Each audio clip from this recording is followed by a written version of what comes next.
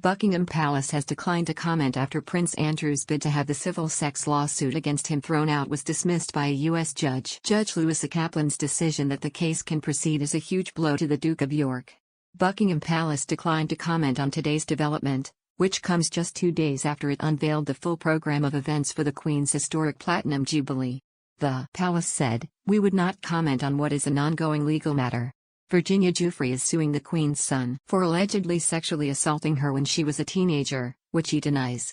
Andrew's lawyer argued earlier this month the case should be thrown out as Ms. Giuffre had waived her right to pursue the Duke by signing a confidential settlement with disgraced financier Jeffrey Epstein.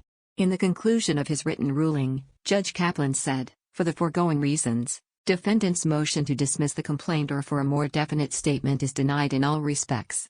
Given the court's limited task of ruling on this motion, nothing in this opinion or previously in these proceedings properly may be construed as indicating a view with respect to the truth of the charges or counter-charges or as to the intention of the parties in entering into the 2009 agreement. Outlining his reasons for denying the motion, Judge Kaplan said the court was not able at this stage to consider the Duke's efforts to cast doubt on Ms. Giuffre's claims or whether he was covered by the settlement agreement, suggesting these were issues for a trial. He said, "The 2009 agreement cannot be said to demonstrate, clearly and unambiguously, the parties intended the instrument directly, primarily, or substantially, to benefit Prince Andrew. Andrew could pursue an out-of-court, and potentially multi-million-pound, settlement. But there have been suggestions Ms. Giuffre may not be prepared to accept a deal." Media lawyer Mark Stevens said, "Andrew has got no good options now. He can't make things better." He told the BBC, essentially, "I think he's either going to have to engage in the trial process or he's going to have to settle. And that may well be his least worst option.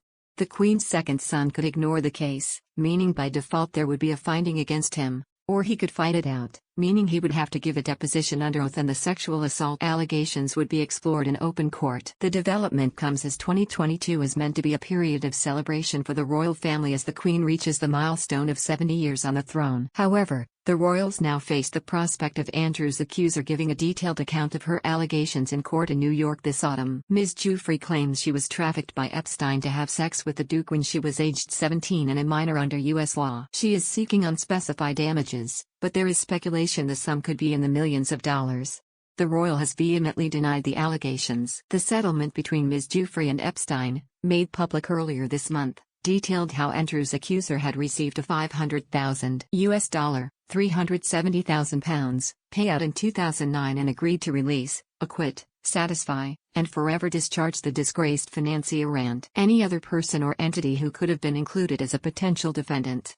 Andrew B. Bretler, the Duke's lawyer, had argued during a virtual hearing his client was a potential defendant as defined by the agreement and so the case should be dismissed. Andrew's reputation has already been irreparably tarnished by his friendship with Epstein, a convicted sex offender. He withdrew from public duties in the wake of his car crash BBC Newsnight interview in 2019.